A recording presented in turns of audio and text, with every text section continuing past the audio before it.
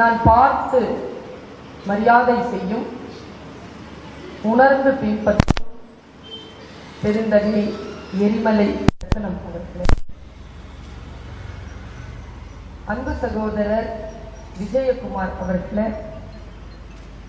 அன்பு பெருந்தகை சுந்தரம் அவர்களே, கல்வி உதவித்தொகை பெற வந்திருக்கும், தர வந்திருக்கும், பெறுவதற்கு உதவி செய்திருக்கும் பெருமக்களே, உங்கள் அத்துணை பேரையும் இந்த நல்ல நேரத்தில் வணங்கி மகிழ்கிறேன். இன்றைக்கு நாம் அன்றாடம் பயன்படுத்தக்கூடிய நாட்காட்டியின் வருடத்தின் முதல் நாள். இந்த முதல் நாளை எப்படி தொடங்கலாம் என்று நானும் பலவாறாக நினைத்துக் கொண்டிருந்தேன். ஏதேனும் ஒரு சிறப்பான மன நிறைவான ஒரு வாய்ப்பை பயன்படுத்திக் கொள்வதன் மூலமாக இன்றைய நாளை நான் சிறப்பாக தொடங்க வேண்டும் என்று நினைத்த பொழுது, கற்பி அறக்கட்டளையின் சார்பாக கல்வி உதவி பெற வந்திருக்கக்கூடிய மாணவ கண்மணிகளையும், அந்த உதவி செய்வதற்காக பாடுபடும் பெரியவர்களையும் சந்திக்கக்கூடிய ஒரு வாய்ப்பை இவர் ஏற்படுத்தி தந்திருக்கிறார்.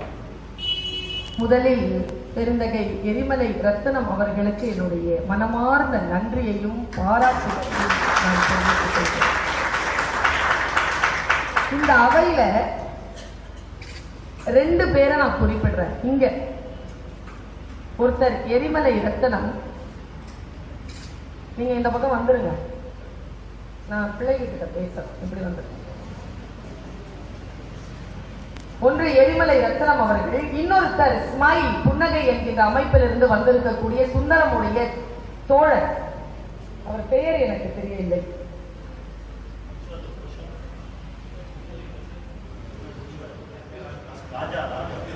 எஸ்பி ராஜா அவர்கள். 2 பேர்.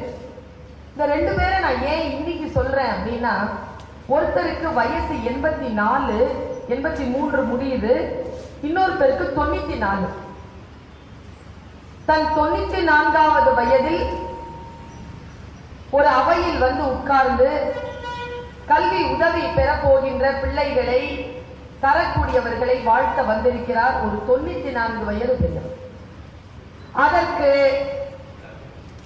முன்னத்தி ஏர் பிடித்து இந்த விழாவை 2008 முதல் தொடர்ந்து செயல்படுத்தி கொண்டிருப்பவர் 84 வயது அகவையை தொட்டுக் கொண்டிருக்கக்கூடிய எரிமலை ரத்னம். இந்த 2 பேரை நான் ஏன் சொல்றேன் தெரியுமா? இவங்க வயசுல நாம இப்படி ஆக்டிவா இருப்போமா அப்படிங்கறதெல்லாம் எனக்கு தெரியாது. முதல்ல இந்த வயசு வரைக்கும் இருப்போமா அப்படிங்கிறதே தெரியாது. காலையில் எழுந்து கண் விழித்தவுடன் நம்முடைய வாழ்க்கையை நாம் பார்க்க தொடங்குகின்ற அந்த வினாடிகளில் இன்றைய இளைஞர்கள் சோம்பலும் தாமச குணமும் கொண்டிருக்கக்கூடிய நிலையில் இந்த 2 பெருமக்கள் இயற்கை தனக்கு அளித்த எல்லா விதமான உடல் சவால்களையும் வாழ்க்கை சவால்களையும் கடந்து உங்கள் முன்னால் வந்து உட்கார்ந்து இருக்கிறார்கள். இவர்கள் தான் நமக்கு இன்றைக்கு மிகப்பெரிய முன்னுதாரணம். காசு எந்த விதத்திலும் உதவி செய்து விடாது. எனக்கு அந்த புத்தகம் விற்கக்கூடிய ஒரு மாணவன் வந்து இங்க தன்னுடைய வார்த்தைகளை சொல்லிக் கொண்டிருந்தான். அவன் சொல்லிட்டு இருக்கும் பொழுது நான் உங்களைத்தான் பார்த்து கொண்டிருந்தேன். அவனுடைய அந்த தவிப்பு இருக்கு இல்லையா, ஒரு குழந்தை, அவனுக்கு என்ன வயசுங்க இருக்கும்? அவனுக்கு ஒரு சிறிய பிள்ளை, 20 வயதிற்குள் இருக்கக்கூடிய ஒரு இளைஞன் கைகளில் புத்தகங்களை எடுத்துக்கொண்டு போய் எங்கே விற்பது என்று தெரியாமல் தெரு தெருவாக அலைவதற்காக ஸ்டேஷனாக அலைந்து பேருந்து நிலையமாக அலைந்து அந்த புத்தகத்தை எப்படியேனும் விற்றுவிட வேண்டும் என்று தவித்த பொழுது ஒருவர் வழிகாட்டினார் என்று சொன்னார். இப்போ என்ன மாதிரி பேசுறதுக்கு இந்த தமிழ்நாட்டில் நிறைய பேர் இருக்காங்க. என்னை விட சிறப்பாக பேசக்கூடியவர்கள் இருக்கிறார்கள். ஆனால் எப்படி பேசுவது என்று பலருக்கு தெரியவில்லை. எப்படி பேசுறதுன்னு தெரிஞ்சுக்கிட்டோம்னா, எப்படி ஒரு விஷயத்தை பயன்படுத்திக் கொள்வதுன்னு தெரிஞ்சுக்கிட்டோம்னா வாழ்க்கையில முன்னேறிடலாம். இங்கே கொடுக்கக்கூடிய சில 1000 உங்களுடைய வாழ்க்கை இந்த வினாடியில் முக்கியத்துவம் வாய்ந்ததாக இருக்கலாம். ஆனால் என்னை பொறுத்த அளவில் அந்த தொகையினால் நீங்கள் பெறக்கூடிய அந்த புத்தியை, வாய்ப்பை எப்படி பயன்படுத்த போகிறீர்களோ அப்படித்தான் உங்களுடைய வாழ்க்கையுடைய வெற்றி அமையும். அந்த கவனம் தான் எங்களுக்கு. உங்களுக்கு நான் ஒரு விஷயம் சொல்றேன். இந்த உதவி பெறக்கூடிய பிள்ளைகளுக்கு ஒரு விஷயத்தை சொல்றேன். இன்றைக்கு நான் ஒரு பல்கலைக்கழகத்தின் கீழே இருக்கக்கூடிய ஒரு கல்லூரியில் பேராசிரியர். ஒரு கல்லூரியில் ஒரு 10 ஆண்டு காலம் பேராசிரியராக இருக்கின்றவர்களுக்கு என்ன சம்பளம் என்று யூஜிசி போய் கூகுள்ல பார்த்தீங்கன்னா உங்களுக்கு தெரிஞ்சிடும். நிறைய சம்பளம், மாசத்துக்கு நல்ல சம்பளம். அதை விட கூடுதலான சம்பளம் இந்த மாதிரி மீட்டிங்ல பேசும்போது கிடைக்கும். உள்ளூர்ல பேசுறது வேற, வெளியூர்ல பேசுறது வேற. சம்பாத்தியம் எல்லாம் ஒரு பக்கம் இருக்கட்டும், வாய்ப்புகள் எல்லாம் ஒரு பக்கம் இருக்கட்டும். நான் இங்கே உட்கார்ந்து இருக்கக்கூடிய வறுமை கோட்டிற்கு கீழே இருக்கக்கூடிய எந்த ஒரு பிள்ளையையும் நீங்கள் எடுத்துக்கொள்ளுங்கள். அதில் கடைக்கோடி பிள்ளை யாராக இருப்பானோ அந்த நிலையிலிருந்து வளர்ந்து வந்தவர். எனக்கு என் 12வது வகுப்பு வரை 3 வேளை சோறு கிடையாது. மதிய நேரம் சத்துணவுதான், அதுவும் 8ஆம் கிளாஸோட நிறுத்திட்டாங்க. 9, 10, 11, 12 இந்த 4 ஆண்டுகளும் மதிய உணவு இல்லாமல் படித்தவள் நான். இரவு மட்டும்தான் ரசம் சோறு கிடைக்கும். எங்க அப்பா டெய்லர். ராத்திரி 2 மணிக்கு கூலி வாங்கிட்டு வருவார். அந்த பிரதோஸ் ஹோட்டல்ல இருந்து, ராயப்பேட்டால இருக்கு தாஜ் ஹோட்டல், பிரதோஸ் ஹோட்டல்ல இருந்து சின்னதா பிரியாணி பொட்டலம் கொண்டு வருவார்.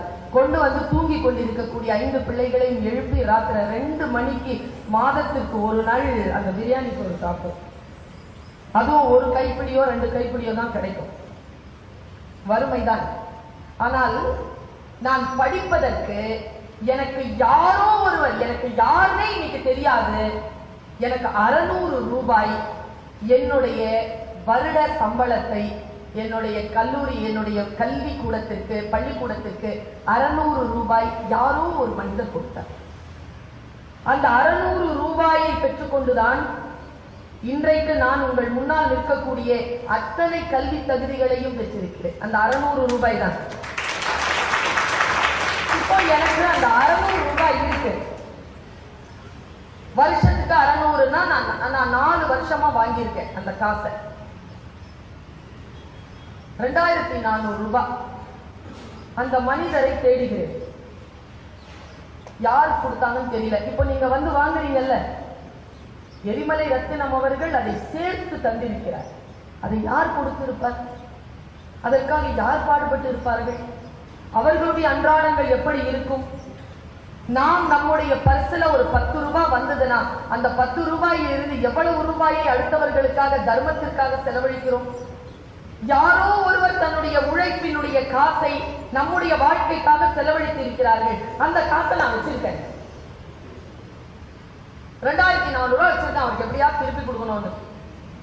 ஏன்னா என் வாழ்க்கையில் நான் வழிகாட்டி இருக்கிறாரு.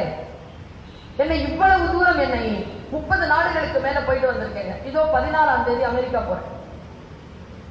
23ஆம் தேதி நான் சிங்கப்பூர்ல இருக்கேன். அடுத்த மாசம் 3ஆம் தேதி நீங்க யோசிச்சுட்டு இருங்க, நான் ஜப்பான்ல இருப்பேன். உலகமெல்லாம் உலா வருகிறேன் நான். அதற்கு எனக்கு கல்விக்காக அன்றாடங்களில், அவர்களுடைய அன்றாடங்களில் அவர்கள் உழைத்த உழைப்பை எனக்கு படிப்புக்காக செலவழிச்சிருக்காங்க யாரும். நான் இப்படி சொல்றேன், இது பெற்றோர்களுக்காக இல்லை. உதவி பெறக்கூடிய பிள்ளைகள் யார் யார் வந்திருக்கிறீர்கள்?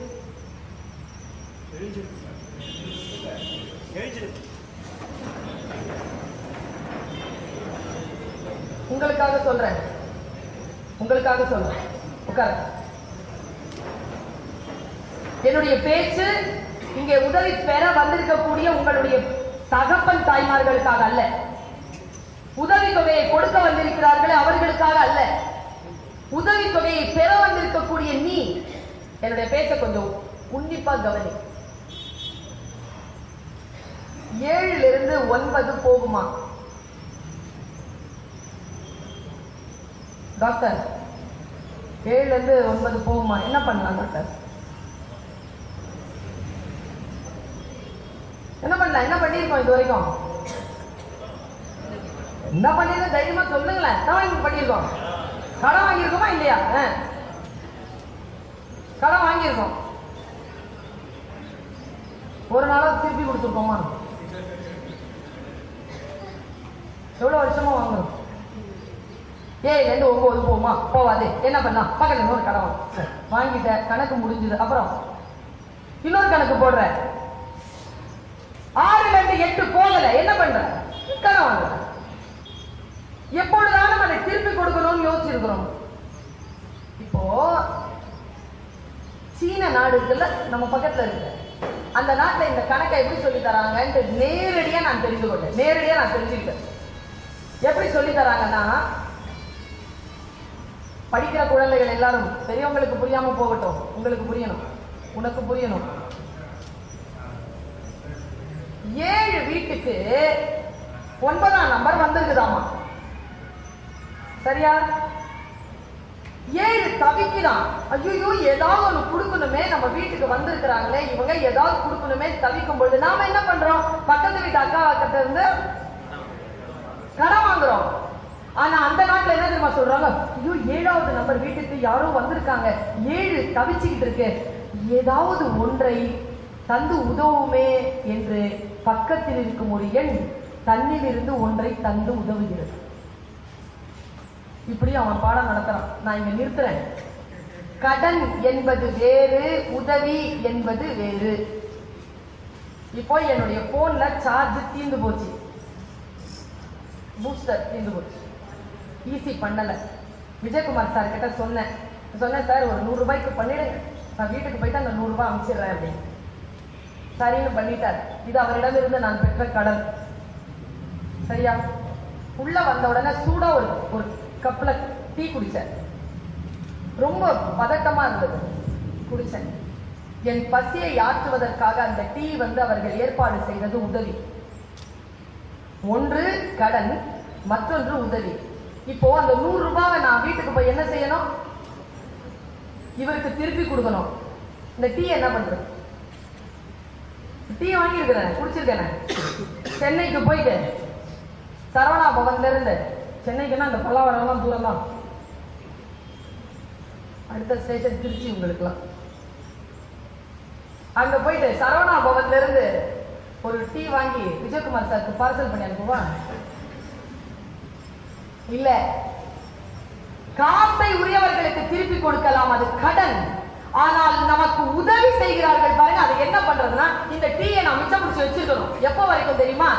எனக்கு முன்னால் யாரேனும் தவித்து வந்து நின்றால் நான் குடித்த டீயை அவர்களுக்கு தந்துவிட வேண்டும். இதற்கு பெயர்தான் தார்மீக பொறுப்பு. நான் ஒண்ணு சொல்றேன், நீங்க எவ்வளவு வேணாலும் காசு வாங்கிக்கோ, அந்த காசை இந்த நிறுவனத்திற்கு நீ திருப்பி தர வேண்டிய அவசியம் இல்லை. அதை எதிர்பார்த்தவர்கள் உனக்கு காசு தரவில்லை. ஆனால் நீ அந்த காசினால் பெற்றுக்கொள்கின்ற உயர்வுகளால் மறுபடியும் சம்பாதித்து உன்னை போல் தவித்துக் கொண்டிருக்கக்கூடிய இன்னொருவனுக்கு நீ அந்த உதவியை செய்துவிட வேண்டும் என்கின்ற ஒரு பொறுப்புணர்வோடு அந்த பணத்தை நீ பெற வேண்டும் என்று நான் உன்னை கேட்டுக்கொள்கிறேன். நம்முடைய வாழ்க்கையை மாற்றி போடுகின்ற வார்த்தைகள் யாரிடத்தில் ஒழிந்து கொண்டிருக்கிறது என்று நமக்கு தெரியாது குழந்தைகள். ஏதோ ஒரு சொல் நம்மை மாற்றும். அந்த சொல், நான் என்னவாக வரப்போகிறேன், நான் வாழ்க்கையில் என்ன சாதிக்க போகிறேன், என்னுடைய சாதனை என்பது எது? தாழ்த்தப்பட்ட, பிற்படுத்தப்பட்ட, பன்னெடும் காலமாக அடிமை தலையில் இருக்கக்கூடிய சமூகத்தில் இருந்து வந்தவர்கள் நாம். அவ்வளவு சீக்கிரமாக எல்லாம் இந்த சமூகம் நம்மை தலையெடுக்க விடாது. அப்படி தலையெடுக்க வேண்டும் என்றால் நீ என்ன செய்யணும்? நான் அறிவர் அம்பேத்கரை பார்க்கிறேன். அந்த மனிதரை நான் நேசிப்பதற்கு என்ன காரணம்னா, ஒரு விதமான புரொட்டஸ்ட்ங்க. அந்த மனுஷன் கிட்ட ஒரு புரொட்டஸ்ட் இருக்கு. அது வன்முறை அல்ல, அதிகாரத்திற்கு மிக சரியான அவர் தந்திருக்கக்கூடிய பதில் என்ன தெரியுமா? அவர்களுக்கு முன்னால் உயர்ந்து நின்று நான் உனக்கு தருகிறேன், நீ பெற்றுக்கொள் என்கின்ற நிலையில் தன்னுடைய அதிகாரத்தையும் மற்றதையும் பெற்றுக்கொள்ளக்கூடிய அந்த உயர்வு இருக்கு இல்லையா, அதுதான் அறிஞர் அம்பேத்கர். சண்டை போடுவதன் மூலமாகவோ மூர்க்கமாக இருப்பதன் மூலமாகவோ இந்த உலகத்தில் எதையும் சாதித்து விட முடியாது. வைராக்கியத்துடன் இரு. அந்த வைராக்கியத்துடன் இருந்து அடுத்த கட்டத்திற்கு முன்னேறு. பணம் என்பது பெரிய விஷயம் இல்லை, கல்விதான் முக்கியம். ஒன்றை தெரிந்து கொள்வது முக்கியம். கல்விங்கிறதும் பெரிய விஷயம் கிடையாது. என்ன கேட்டா அந்த பிராக்டிஸ் இருக்குல்ல, அந்த பிராக்டிஸ் தாங்க. இதை இப்படி புரிந்து கொள்ளலாம் என்ற ஒரு விழிப்புணர்வுக்கு பெயர் தான் கல்வி. இப்போ ஒரு யானையினுடைய படம் இருக்கு. இப்ப நம்ம குழந்தைய இவளை கூப்பிட்டு இது என்னன்னு கேட்டா இது என்ன சொல்லும்? அவன் என்ன சொல்வான்? என்ன சொல்வான்? யானைன்னு சொல்வாளா? ஆனா சீன குழந்தை அப்படி சொல்லாது. சீன குழந்தை என்ன சொல்ல தெரியுமா? இது யானையின் படம் என்று சொல்லும். யானை என்பதற்கும் யானையின் படம் என்பதற்குமான வித்தியாசம் இருக்குல்ல, அதுதான் அடிமைக்கும் அதிகாரத்திற்குமான வித்தியாசம். அந்த அளவுக்கு நம்ம அலர்ட்டா இல்லைங்க. நாம் சோம்பலில் இருக்கிறோம். நம்முடைய மனசுல ஒரு கிளாரிட்டி இல்லை. பல்வேறு விதமான குழப்ப நிலையில் நாம் இருக்கிறோம். அந்த குழப்பங்கள் எல்லாம் அவசியமே கிடையாது. டார்கெட்டை பிக்ஸ் பண்ணுங்க. எல்லா பலவீனங்களையும் முதிர்த்து விட்டு அந்த டார்கெட்டை நோக்கி புறப்படுங்க. நான் இன்னைக்கு ஒரு விஷயம், ஒரு ரகசியத்தை சொல்றேன். நீ எதுவாக நினைக்கிறாயோ அதுவாக நீ ஆவாய். புத்தர் சூப்பர் மேட்டருங்க அது. இன்னைக்கு நீ முடிவு பண்ண, இந்த வினாடி முடிவு பண்ண நான் இதுதான் அப்படின்னா நீ அதை ஆயிடுவ. எப்படி தெரியுமா? தினந்தோறும் அதை குறித்த பயணம் நீ செய்து கொண்டே இருக்க. ஒரு காலேஜுக்கு ப்ரொஃபஸரா வரணும் முடிவு பண்ணிட்டா ஆயிடலாம். ரூட் இருக்குல்ல, ரூட் தெரியாமல போய் உட்கார்ந்துருப்பாங்க. யாரையும் பார்த்து வியக்காது. இந்த உலகத்துல ரெண்டு விஷயம் கெட்ட வார்த்தையா சொல்லிட்டு இருக்கிறாங்க நம்ம பிள்ளைகள் கிட்ட. நடிக்காத, அப்படித்தானே சொல்றாங்க. நடிக்காத, ஓவரா விளையாடாத. ரெண்டுமே சொல்றோமா? இன்னைக்கு யார் அதிகமா சம்பாதிக்கிறது இந்த நாட்டுல? நடிகனும் விளையாட்டு வீரனும் தான் சம்பாதிக்கிறாங்க. பாலிடிக்ஸ் எல்லாம் சம்பாதிக்கிறது நீங்க சொன்னாலே அது பிழையுடைய கூற்று, அது குற்றம். வேலை செஞ்சு சம்பாதிக்கிறவங்கல்ல யாருங்க நிறைய சம்பாதிக்கிறா? நடிகனும் விளையாட்டு வீரன் தான் சம்பாதிக்கிறான். நீங்க பார்லிமெண்ட்ல போய் பாருங்களேன், எம்பியா இவங்க தான் உட்கார்ந்துருக்காங்க. நடிகர்களும் விளையாட்டு வீரர்கள் தான் உட்கார்ந்துருக்காங்க. பேசுனா பத்தாது தம்பி. நம்ம ஊர்ல நிறைய பேச்சாளர்கள் வந்துட்டாங்க. அது கேட்கறதுக்கு ஒரு கூட்டம் இருக்கு. ஆனா ஓட்டெல்லாம் வேற யாருக்கும் தான் போடும். அந்த காலம் எல்லாம் போயிடுச்சு. வினைத்து திட்டமிடு. அடுத்த கட்டத்தை நோக்கி நம்முடைய சமூகம் முன்னேற வேண்டும் என்றால் நாம் சில மன தெளிவுகளை கொண்டாக வேண்டும். அலர்ட்டா இருங்கிற. இன்றைக்கு இளைஞர்கள் இந்த உதவி பெற தொகையை பெற வந்திருக்கக்கூடிய இளைஞர்கள் எத்தனை பேர் பேப்பர் படிச்சீங்க? இன்னைக்கு எத்தனை பேர்கிட்ட அந்த குணம் இருக்கு? என்ன நடக்குது? பெரிய நியூஸ் என்னன்னா, ஒரு நடிகர் அரசியலை தொடங்குகிறார். பெரிய நியூஸ் அது. அது ஏன் பெருசாக்குறேங்கிறது இருந்தா வந்துட்டு போட்டான், அப்புறமா பார்க்கலாம். முதல்ல நான் சொல்கிறேன் கேள் தம்பினார் அண்ணா.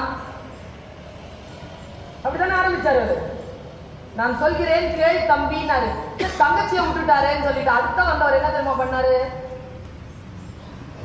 என் உடன்பிறப்பேன்னாரு. அதற்கு அடுத்த அச்சோ உடன்பிறப்பேன்ட்டாரு. இப்போ புள்ள அதுக்கு அடுத்ததான் வந்தவர் வெளியேறினாரு. அந்த இயக்கத்தை விட்டு ஒரு இயக்கத்தை தொடங்கினாரு. அவர் என்ன பண்ணாரு? என் ரத்தத்தின் ரத்தமேனாரு. எப்படி வந்துட்டு இருக்கு பாருங்க. இப்ப இவர் என்ன சொல்ல போறாருன்னு தெரியல, ஆனா ஏதோ ஒண்ணு சொல்லுவார். நாம அதுல சிக்குவோம். சிக்கிக்கொள்ளாது. முக்கியமாக இந்த இனம் சார்ந்த இந்த சமூகம் சார்ந்த பிள்ளைகள் இருக்கிறோம் இல்லையா, இவர்கள் சிக்கிக்கொள்ளக் கூடாது. இவர்கள் சிக்கிக்கொள்ளக்கூடிய வகையில் தான் சமூக சூழல் இருக்கு. இவங்க எல்லாம் என்ன பாடுபடுறாங்க? இல்ல வந்துருவாங்க. நீங்க கேள்விப்பட்டிருக்கீங்களா? நான் கூட ஒரு யூடியூப்ல நான் பேசியிருக்கேன். ஒரு ஊர்ல நிறைய புறா வளர்த்தானா ஒருத்தன். கேள்விப்பட்டிருக்கீங்களா அந்த புறா கதை? நிறைய புறா வளர்த்தானா. புறா வளர்க்கும் போது எரிமலை ரத்தனம் மாதிரி இங்க பாரு சிக்கிய கூடாது, சரியா? ஜாகிரதையா இருக்கணும். சொல்லி சொல்லி வளர்த்தான். எல்லா புறாவும் சொல்லுது. அது அந்த அந்த புறா வளர்க்கிறவன் என்ன சொல்றானோ அந்த புறா சொல்லுது. என்ன?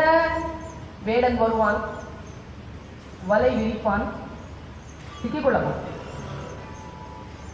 சொல்லிக்கிட்டே இருக்குது. ஒரு நாள் வேடன் வந்துட்டான். வேடன் வந்த பொழுது எல்லா புறாக்களும் கத்தின. வேடன் வருவான், வலை விரிப்பான், சிக்கிக்கொள்ள மாட்டோம். வேடன் ஓடிட்டான். இரண்டாவது நாள் வந்தான். கொஞ்சம் நெருங்கினான். புறா பறக்கல. அதே வார்த்தையை சொல்லுச்சு. வேடன் வருவான், வலை விரிப்பான், சிக்கிக்கொள்ள மாட்டோம். உடனே வேடன் என்ன பண்ணா? கொஞ்சம் பயந்து நெல்மணிகளை போட்டான். நெல்மணிகளை கொத்தி கொண்டே புறா சொன்னது. எல்லா புறாக்களும் சொல்லின, வேடன் வருவான், வலை விரிப்பான், சிக்கிக்கொள்ள மாட்டோம். அவன் போய் என்ன பண்ணா? வலைய கொண்டு வந்தான். இதுங்க சாப்பிடும் பொழுது இந்த நெல்மணிகளை கொத்தி கொண்டிருக்கின்ற பொழுது வலையை மேலே போட்டான். வலைக்குள் அடங்கிய அத்தனை புறாக்களும் தன் குருநாதர் சொல்லிக் கொடுத்த அதே வார்த்தையை சொல்லின. வேடன் வருவான், வலை விரிப்பான், சிக்கிக்கொள்ள மாட்டோம். அவன் மொத்தமா எடுத்து தோல்ல போட்டுட்டு நடக்க ஆரம்பிச்சான். ஊர் எல்லையில் எல்லோரும் கேட்டார்கள். மெதுவான சத்தம். வேடன் வருவான், வலை விரிப்பான், சிக்கிக்கொள்ள மாட்டோம்.